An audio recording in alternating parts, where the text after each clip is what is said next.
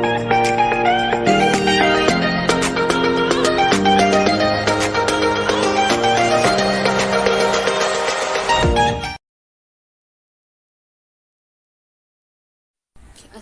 warahmatullahi wabarakatuh. Nama saya Nur Aisyah binti Khalid. Saya dari kelas JAC 203B. Okey, perkenalan. Di dunia ini yang mempunyai keluasan lebih kurang 510.1 juta kilometer persegi dan mempunyai 7 benua. Antaranya ialah benua Asia, Afrika, Eropah, Australia, Amerika Selatan dan Amerika Utara. Okey, Asia terbahagi kepada 6 bahagian, iaitu Asia Utara, Asia Timur, Asia Selatan, Asia Tenggara, Asia Barat dan Asia Tengah.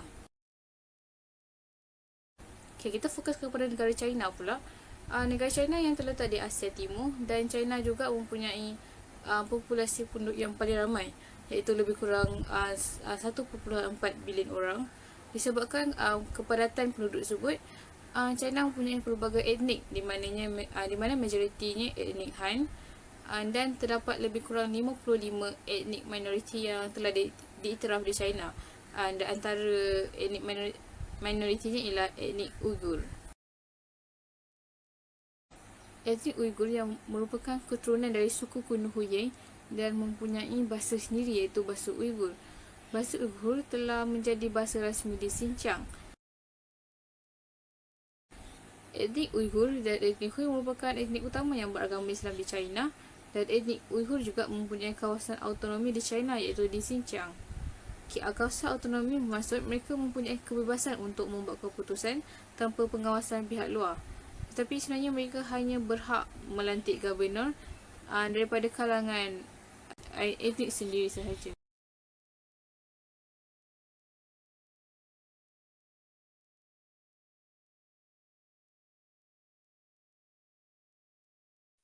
Empayar Uyghur yang telah wujud sekitar tahun 300 sebelum Masihi sehingga tahun 1600 di daerah Mu. Empayar ini telah pernah mengalami zaman kegemilangannya yang dikenali sebagai zaman Kocho dari tahun 630 hingga tahun 840.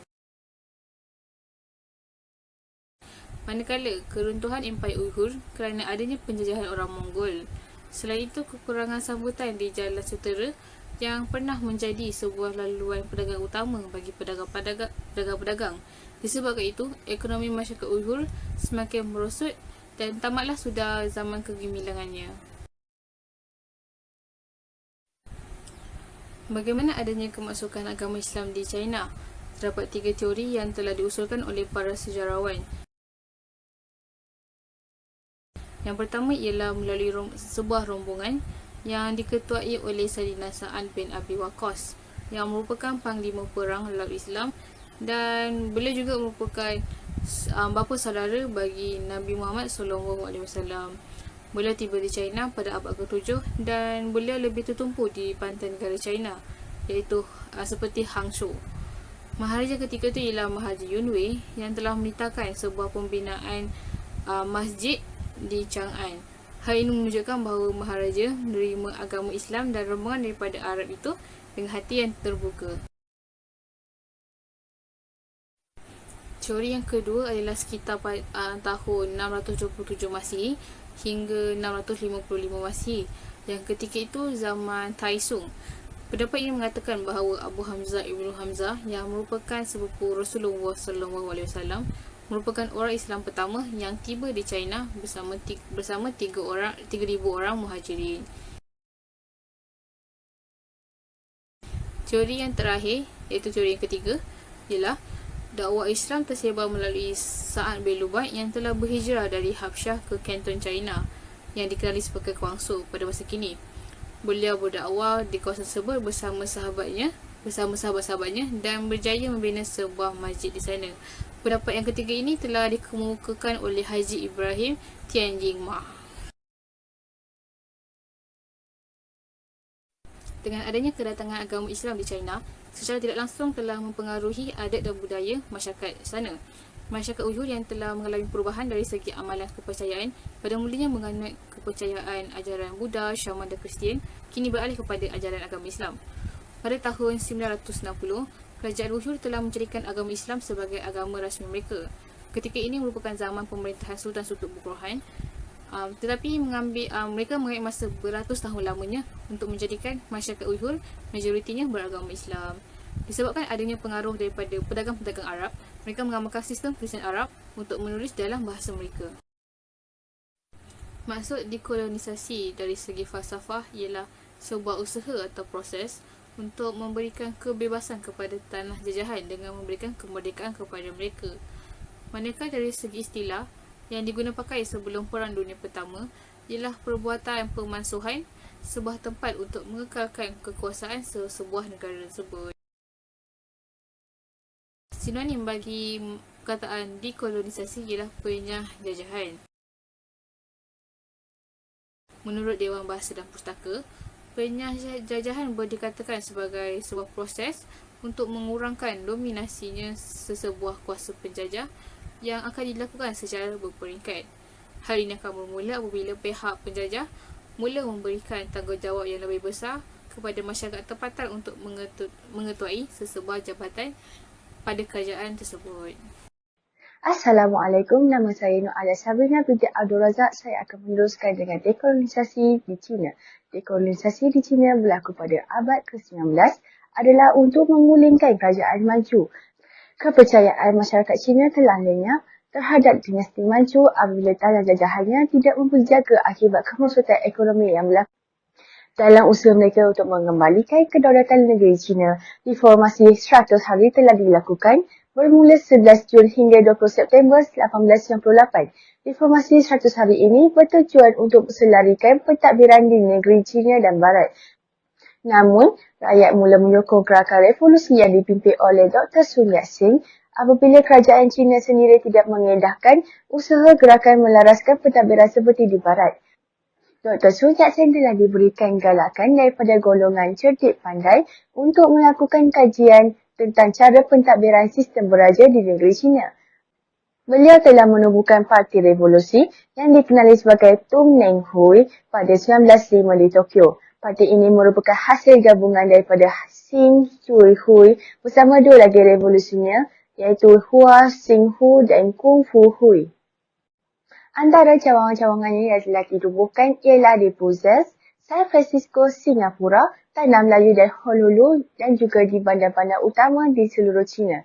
Tambahan pula, cawangan di seberang laut tugasnya untuk memungut wang dan juga mencari sukarelawan yang baru bagi melaksanakan pemberontakan.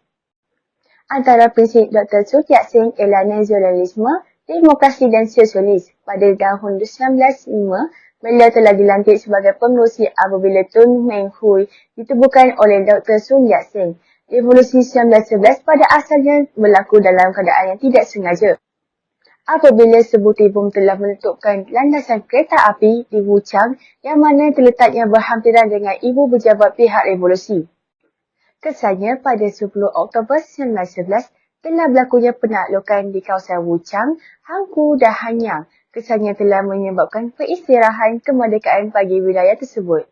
Antara faktor yang telah menyebabkan gerakan revolusi di bawah Dr. Sun Yat-sen berkembang di China adalah kelemahan kerajaan Manchu. Pada pertengahan abad 19, China berada di bawah naungan kerajaan Manchu. Kelemahan kerajaan Manchu dalam mentadbir negara telah menyebabkan dekolonisasi berlaku di China. Kelemahan itu jelas kelihatan dalam bidang pentadbiran dan ketenteraan.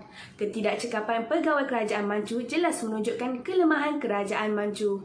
Mereka juga tidak berusaha untuk menaik taraf kehidupan rakyatnya dan ini telah menyebabkan kebajikan rakyatnya terabai. Kelemahan kerajaan Manchu juga jelas kelihatan apabila kalah dalam Perang Candu 1 dan 2 dan Perang Cina-Jepun pada tahun 1894 sehingga 1895. Perjanjian Nanking terpaksa ditandatangani oleh China walaupun perjanjian itu berat sebelah terhadap kuasa Barat. Selain itu, kematian Maharaja Dowager dan Maharaja Guangxu telah menyebabkan China kehilangan pemimpin yang cekap. Jawatan Maharaja tersebut diganti oleh Xuan Tung yang hanya berusia 3 tahun dan ayahnya pula dilantik menjadi pemangku raja. Kepimpinan China semakin kritikal disebabkan ayah Xuan Tung tidak mempunyai kemahiran dalam bidang politik. Penduduk China menentang kerajaan ini kerana ingin mengembalikan kestabilan kepimpinan negara mereka. Seterusnya, sentimen anti-Manchu yang menebal dalam diri penduduk China merupakan salah satu faktor berlaku revolusi di China. Hal ini kerana penduduk China yang masih setia dengan dinasti Ming ingin mengembalikan negara itu di bawah pemerintahan dinasti Ming. Pelbagai usaha yang telah dilakukan oleh penduduk China untuk menghapuskan dinasti Manchu. Mereka melakukan terlalu banyak pemberontakan untuk memastikan usaha mereka berjaya. Pemimpin China menolak sekeras-kerasnya dakwaan bahawa etnik Uighur telah ditindas di negara mereka. Namun, beberapa negara telah membuat liputan secara langsung untuk berkongsi tentang kehidupan etnik Uighur di sana. Melalui perkongsian tersebut, jelas menunjukkan masyarakat Islam ditindas disebabkan dekolonisasi. Apakah kesan dekolonisasi yang dihadapi oleh masyarakat Islam di China? Antaranya ialah Muslim Uighur ditahan di kem tahanan. Pemimpin China Xi Jinping menolak dakwaan bahawa mereka ditahan di kem tahanan dan mengatakan bahawa ia adalah pusat memberi latihan vokasional kepada etnik Uighur. Namun, melalui laporan dari Amnesty International dan Human Rights Watch, PBB berjaya membuktikan bahawa hampir 1 juta Muslim Uighur dimasukkan ke kem tahanan itu. Hal ini kerana mereka menganggap Muslim Uighur adalah teroris. Muslim Uighur yang ditahan telah dirantai, dibotakkan kepala dan ditutup mata dengan tangan diikat. Mereka juga telah dibiarkan ke buluh sepanjang berada di dalam kem tahanan itu. Perkara yang lebih teruk adalah Muslim Uighur dipaksa meninggalkan agama Islam sepanjang di Xinjiang. Muslim Uighur sentiasa dipantau oleh perisik China kerana mereka tidur di setiap rumah etnik Uighur.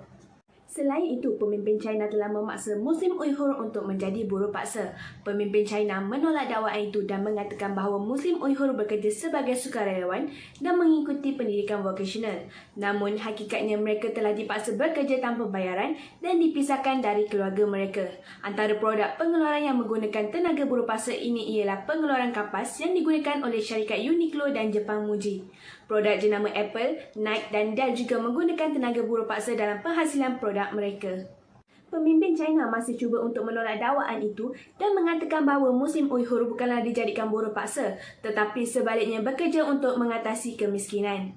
Amerika Syarikat merupakan salah satu negara yang telah menghentikan import barangan dari China setelah mengetahui tentang kegiatan penindasan terhadap Muslim Uighur.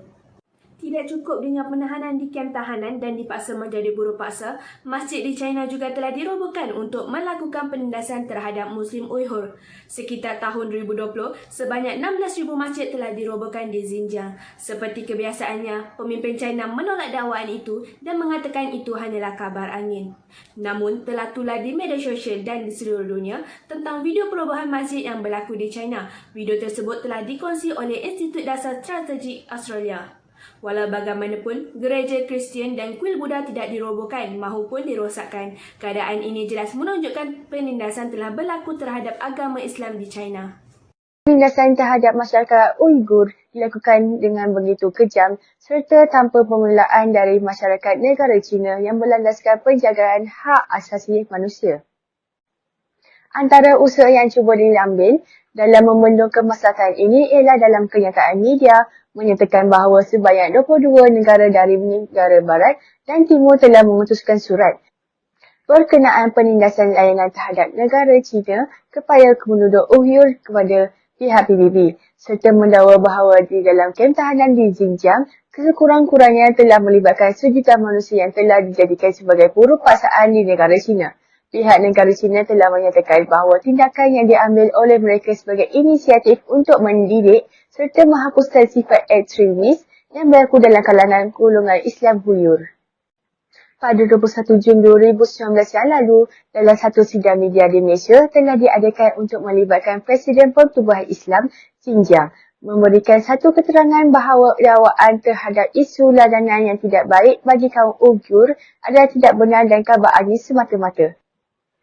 Setelah sidang media itu telah berlangsung, pihak PBB telah memberikan satu kesimpulan bahawa pihak Uighur sedang berada dalam pengawalan ketat dari pihak China itu sendiri.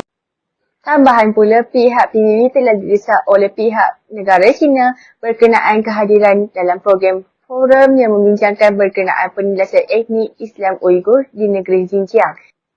Intisari daripada forum yang ditubuhkan oleh PBB adalah untuk membincangkan langkah-langkah untuk mengatasi tindakan negara China daripada memberi pengaruh yang tidak mencampuri urusan dalaman negaranya. Forum ini telah diketuai oleh negara Jerman, Amerika Syarikat serta Britain bersama-sama untuk membincangkan kemaslahatan yang berlaku di Xinjiang. Negara China telah mendakwa bahawa penubuhan forum yang di bawah PBB ini adalah untuk tindakan mencampuri urusan dalaman negara China dan menggunakan isu hak asasi manusia sebagai jalan meluluskan forum tersebut. Negara China juga telah mendakwa bahawa tujuan utama beberapa negara ini mengadakan forum di bawah PBB adalah untuk menjatuhkan serta memecah belahkan kaum di Xinjiang. Matlamat yang ingin diutarakan sepanjang majlis forum berlangsung adalah untuk membincangkan tentang bagaimana organisasi di PBB mampu meningkatkan penjagaan mengenai hak asasi terhadap etnik Uyghur di Xinjiang. Salah satu langkah dalam percubaan untuk membendung kemaslahatan ini, pihak Washington telah melaksanakan sistem embargo terhadap negara China dengan menyekat kemasukan produk kapas dan tomato yang diimport dari pihak Xinjiang bagi membendung masalah berkaitan tuduhan ke atas penggunaan pura paksa yang berleluasa di negara tersebut. Seterusnya adalah sumbangan masyarakat Islam di China. Secara umumnya, kewujudan masyarakat Islam di China yang telah bermastautin tetap di negara itu sememangnya telah membawa kepada perubahan yang baharu, terutama dari pelbagai bidang dan lapisan masyarakat. Sudah terang lagi bersuluh, hampir seluruh masyarakat di negara China sudah boleh menerima baik kunjungan daripada masyarakat Islam untuk menetap di situ bagi meneruskan kelangsungan hidup mereka di situ. Masyarakat Islam di China telah banyak memberikan sumbangan dari pelbagai sektor dan dalam bidang-bidang yang tertentu. Antara bidang yang paling utama dalam usaha untuk perkembangan ilmu dalam bidang-bidang ini ialah bidang perubatan, bidang astronomi dan matematik, bidang pembinaan, bidang pelayaran, bidang penulisan, bidang persenjataan dan bidang kebudayaan. Pertama sekali adalah dalam bidang perubatan. Bidang perubatan merupakan bidang yang paling khusus dan utama yang perlu wujud dalam perkembangan awal untuk masyarakat Islam Cina dan masyarakat setempat di China. Kewujudan bidang perubatan yang telah dibawa oleh tokoh perubatan Islam iaitu Li Zun dan He Shihui ini sememangnya telah membawa banyak perubahan di negara China. Sejak dari zaman dinasti Tang dan dinasti Song lagi, kesemua bahan perubatan ini telah mulai dibawa masuk ke negara China. Ilmu perubatan yang telah wujud di negara China ini merupakan gabungan dari negara Arab mengikut kaedah dan perubatan daripada tanah Arab. Antara bahan yang telah dibawa masuk ke China melalui dari tanah Arab dalam bidang perubatan ini ialah rose essence, bunga cengkeh, ambergris, frankincense dan rose thorax. Namun begitu, melalui daripada bidang perubatan ini telah dapat melahirkan sarjana-sarjana cerdik Islam yang pakar dalam bidang perubatan seperti Ar-Razi dan Ibn Sina. Sewaktu bidang perubatan ini telah mula diperkenalkan, pakar perubatan telah menggunakan pisau dan gunting sebagai alat untuk pembedahan. Selain itu, bidang pelayaran juga memainkan peranan yang penting dalam pembentukan sesebuah negara China. Jadi, masyarakat Islam telah membantu perkembangan dalam pembinaan kapal dan menggerakkan usaha pelayaran. Mereka juga turut memajukan bidang pelayaran terutama peralatan untuk berlayar seperti kepakaran astronomi, kompas dan kaedah ukuran air. Antara tokoh terkenal yang telah memperkenalkan bidang pelayaran ini ialah Laksamana Cheng Ho. Beliau merupakan panglima semasa dinasti Ming yang berketurunan dari Sina Arab yang berasal dari Yunani. Antara sumbangan yang telah dilakukan oleh beliau ialah beliau telah menghasilkan catatan arah layar, mata angin, sistem jarak perjalanan dan juga tempat-tempat perhentian. Seterusnya, antara sumbangan lain yang telah disumbangkan oleh masyarakat Islam untuk negara China adalah dalam bidang astronomi dan matematik. Tokoh terkenal yang telah memperkenalkan bidang ini ialah Jamaluddin.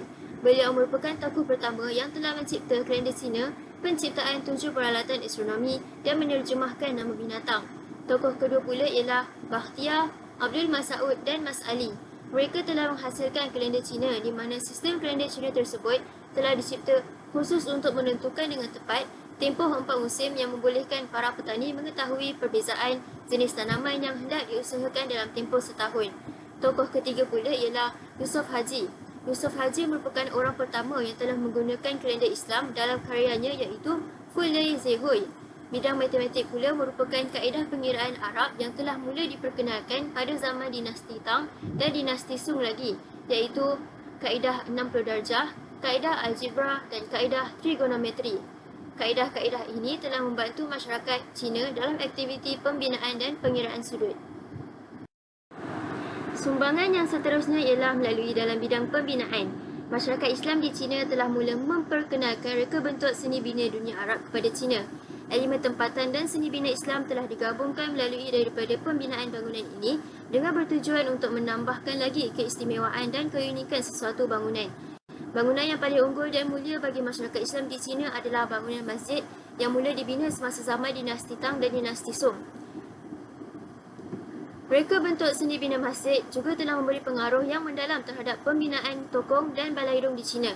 Antara ciri penting untuk pembinaan masjid-masjid di China ialah warna pembinaan, menara masjid, hiasan pada setiap ruang masjid, rangka bangunan, susunan baru dan simbol bintang dan anak bulan pada pembinaan masjid.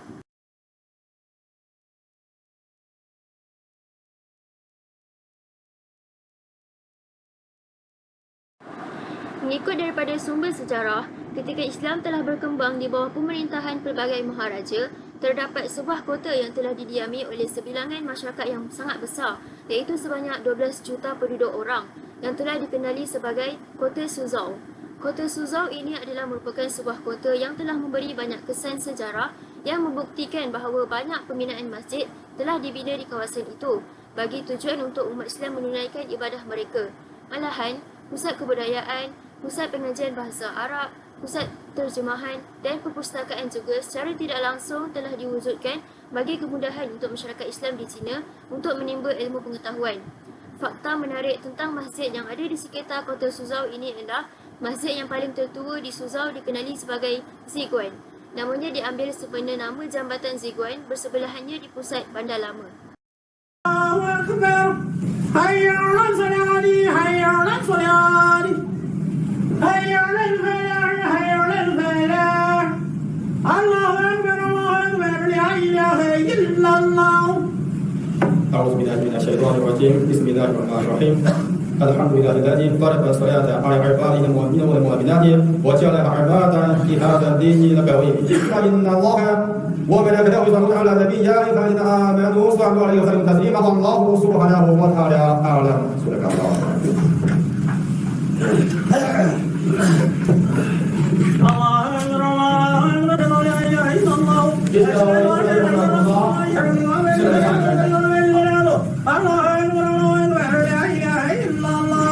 北京考友们，凡是要让同学感激，北京考进去，真的留住。الله أكبر الحمد لله رب العالمين الرحمن الرحيم مالك يوم الدين إياك نعبد وإياك نستعين الله أكبر Assalamualaikum warahmatullahi Assalamualaikum warahmatullahi. Sumbangan yang seterusnya adalah dalam bidang persenjataan. Antara keistimewaan yang terdapat dalam bidang ini adalah penggunaan teknologi telah digunakan dari negara Arab untuk membuat sebuah meriam yang menggunakan batu besar sebagai pelurunya. Meriam ini telah dinamakan sebagai meriam Hui Hui dan saiznya sangat besar dan pelurunya pula seberat 150 kg. Manakala meriam lain telah dinamakan sebagai Ziyi menggunakan api untuk menghidupkan pelurunya. Tokoh terkenal yang telah memperkenalkan bidang persenjataan ini adalah Alauddin Al-Mufari dan Ismail Al-Shami. Sumbangan dari segi penulisan pula telah dibentuk sebagai gaya tulisan Islam Cina untuk skrip Arab dan juga dikenali sebagai Khat. Gaya tulisan jenis ini telah digunakan secara umum dan secara meluas seperti digunakan di masjid-masjid di Cina Timur. Antara tokoh terkenal yang merupakan seorang penulis khat ialah Haji Nordin Mi Guanzhong. Seni pertahanan diri bagi masyarakat Hui iaitu masyarakat Cina telah mengubah suai seni bela diri wushu dan melahirkan seni yang baharu seperti Ba Ji Guan, Pi Guozhang dan Liu He Guan. Antara penulisan yang masih lagi dipelihara sehingga kini adalah tulisan Uyghur di mana tulisan ini telah diiktiraf sebagai tulisan rasmi bagi wilayah Xinjiang dan digunakan secara meluas seiring dengan tulisan Cina.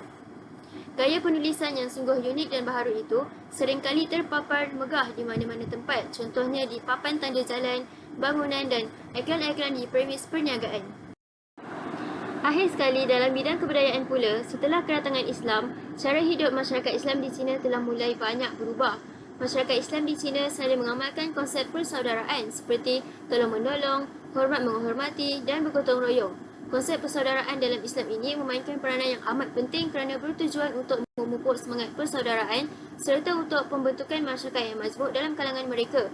Keunikan masyarakat Cina di beberapa wilayah seperti di wilayah Xinjiang ini juga dapat dilihat dari aspek hubungan rapat antara etnik-etnik yang ada. Contoh etnik yang ada ialah seperti etnik Uyghur, etnik Kazakh, etnik Han, etnik Hui dan etnik lain-lain yang mempunyai jalinan hidup yang utuh dan bermasyarakat.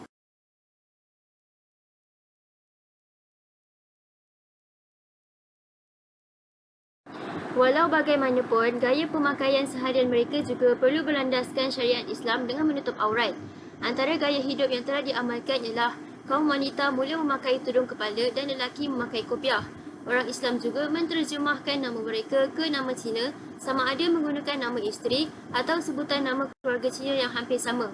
Pusat kebudayaan pertama yang telah menerbitkan kitab suci Islam yang diterjemah dalam bahasa setempat adalah di Kota Suzhou, di mana Kota Suzhou merupakan sebuah kota yang menempatkan pelbagai bangunan masjid dan telah diiktiraf sebagai pusat awal budaya intelektual Islam dalam kalangan masyarakat Cina.